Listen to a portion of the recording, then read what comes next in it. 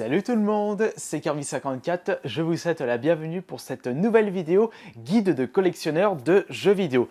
Car je reçois toujours autant de commentaires de votre part me demandant des conseils sur quel ou quel jeu acheter, ou est-ce que je devrais acheter cette console pour ma collection, peux-tu me conseiller Kirby, est-ce que ce jeu est bien, est-ce qu'il va me plaire, est-ce que c'est un bon achat pour ma collection de jeux vidéo?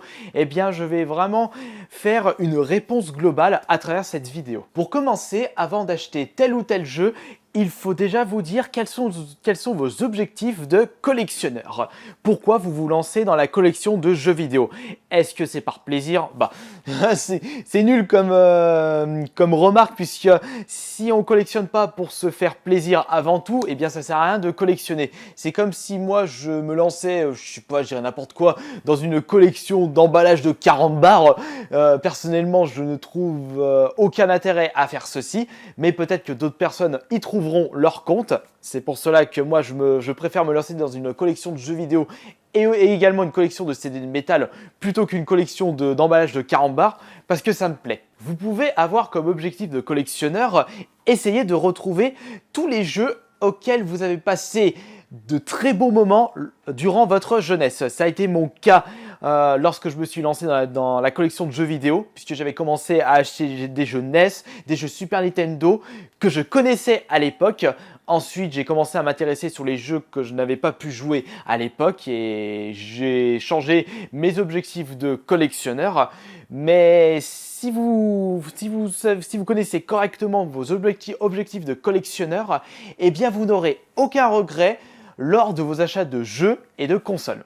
Ensuite, c'est malheureux à dire, eh bien, il faut vous fixer un certain budget selon l'argent que vous gagnez dans votre vie. Il ne faut surtout pas se ruiner à acheter des jeux pour votre collection en dépend de votre alimentation. C'est con à dire, mais vous pouvez vous retrouver vite dans la merde, et c'est comme ça que certains collectionneurs de jeux vidéo décident de revendre toute leur collection parce qu'ils se sont retrouvés dans la merde financièrement. Si je peux prendre un exemple, imaginons que vous ne pouvez pas mettre beaucoup d'argent dans une collection de jeux vidéo, mais que vous souhaitez absolument acheter une Neo Geo et vous faire une full set de cette console, eh bien, il va falloir vous remettre en question parce que ce n'est pas vraiment possible au vu des prix pratiqués sur cette console. Mis à part si vous avez une chance de cocu que vous retrouvez la full set complète de cette console en vide-grenier pour 10 €, mais il faut quand même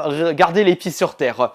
Et je pense que ça peut être une autre idée de vidéo, puisque je sais que beaucoup de personnes me demandent des précisions sur une ou un full set. Donc si vous désirez que je fasse une vidéo plus précise de ce phénomène-là, n'hésitez pas à me le préciser dans les commentaires. Et en parlant de full set, eh bien c'est devenu l'un de mes objectifs en tant que collectionneur, puisque j'ai décidé depuis quelques années d'essayer d'établir un ou une full set de la PS Vita, car je trouve que cette console a un petit charme, donc il va falloir que j'essaye de retrouver toutes les jeux sortis sur cette console. Mais c'est un objectif assez compliqué, comme tout full set, puisqu'il y a certains jeux qui sont extrêmement compliqués à trouver du fait qu'ils ont été que très peu édités. Ensuite, vous pouvez très bien avoir comme objectif de collectionneur collectionner tous les jeux sortis en rapport avec une série de jeux vidéo. Vous pouvez très bien vous lancer dans une collection complète de jeux Sonic, ou alors une collection complète de jeux Zelda, comme le font énormément de collectionneurs, et parce que vous adorez cette série et vous êtes tombé amoureux de cette série depuis des années et vous aimeriez bien essayer de retrouver tous les jeux sortis en rapport avec cette série. Mais il y a tellement de choses qui vous intéressent dans la culture des jeux vidéo qu'il est très compliqué de faire un choix dans l'achat de jeux vidéo, parce que vous ne pouvez pas tout acheter d'un coup par manque de moyens, par manque de temps également, puisque essayer de retrouver des jeux qui vous intéressent, eh ben, ça peut demander énormément de temps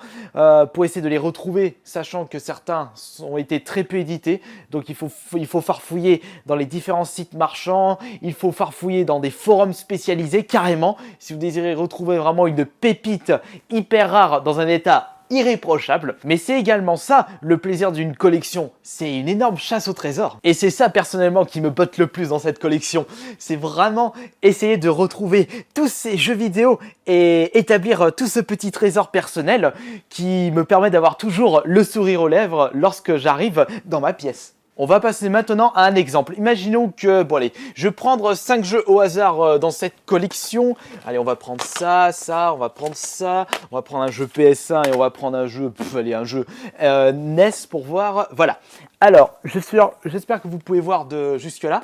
Imaginons que vous avez le choix, puisque les 5 jeux que je vais vous montrer, ils vous intéressent tout particulièrement. Ce qu'il faut vous poser comme question déjà, c'est quel est votre budget? Vous êtes intéressé par ce Dracula Curse Castlevania parce que vous aimez bien les jeux en boîte sur NES et vous appréciez les Castlevania ancienne génération en console rétro. Le Kulawa parce que vous avez passé beaucoup de temps sur la démo PS1. Le Tom Calais parce que c'est en fait une, on va dire, pas vraiment une petite surprise, mais une curiosité pour votre collection. Vous connaissez en rien cette méga CD et vous désirez acheter quelques jeux pour pouvoir vraiment profiter de cette console et pour pouvoir alimenter votre culture personnelle de jeux vidéo. Le Disgaea 4, puisqu'il vous tente depuis un petit moment et que la PS3 est la console du moment, et bien entendu un jeu récent, Infamous Second Son, parce que vous jouez énormément également à cette PS4 et vous êtes dans la quête des trophées. Alors maintenant, ce qu'il faut vous poser comme question, et ça c'est primordial, quels sont vos objectifs? Quel jeu vous attire le plus et pourquoi?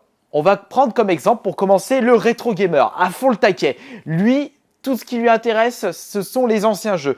Tout ce qui est après la PS2, ça ne lui intéresse pas du tout parce qu'il a ses propres raisons. Eh bien, il ne prendra pas le jeu PS3 ni le jeu PS4 en priorité, même s'il aime bien les Disgaea sur PS2. Je prends juste un exemple. Il aura le choix entre Tom Calais, le Kulawa ainsi que Dracula Curse. Et maintenant, est-ce qu'il va privilégier plutôt une console Sega, PlayStation ou NES? Cela va dépendre de son objectif de collectionneur actuel.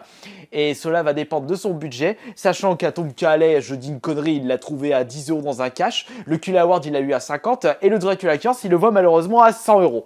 Mais si le Dracula Curse lui tente le plus pour ses propres raisons et surtout qu'il a le budget, eh bien autant qu'il investisse dans ce Dracula Curse parce que c'est l'achat qui va lui faire le plus plaisir. Et c'est ça le point le plus important lorsque vous êtes collectionneur. Prenez les jeux qui vous intéressent le plus en priorité, si vous avez les moyens. C'est vraiment ceci qu'il faut prendre en compte lorsque vous achetez des jeux pour votre collection. Et moi personnellement, si je vois ça, eh bien je regarde quels sont les jeux qui sont les meilleures affaires. Et personnellement, je prendrais bien entendu le Disgaea 4 à 10 € parce que sur internet, je l'ai vu beaucoup plus cher. Ça, c'est un de mes objectifs de collectionneur.